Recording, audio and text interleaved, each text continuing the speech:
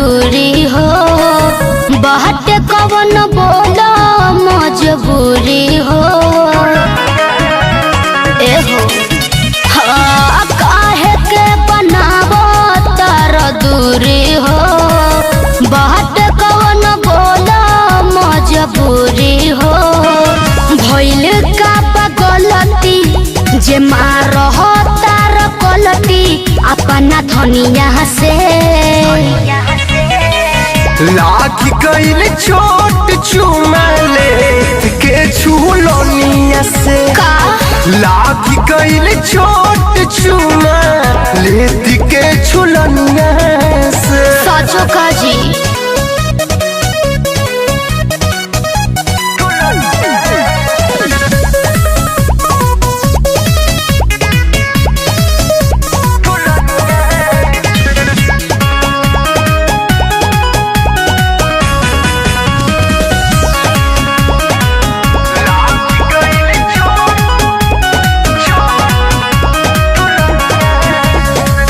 छुआला छटक तार जई से करेंट हो कई दिन से जिया बाड़ सेंट हो कहे न करतनी बोली पहिला बेरी लेट रहनी मजा हो हाँ लाग गइल झटका मिलल सजा हो महानपिया बतिया जो होता है तो सख्त किया पलंगिया पे लागी गइल छोट चुमाले के झुलोनिया से हनु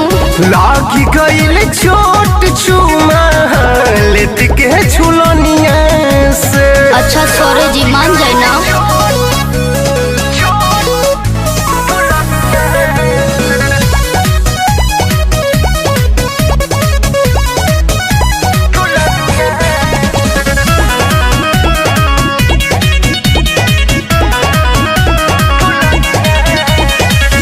मानवा मनाई कैसे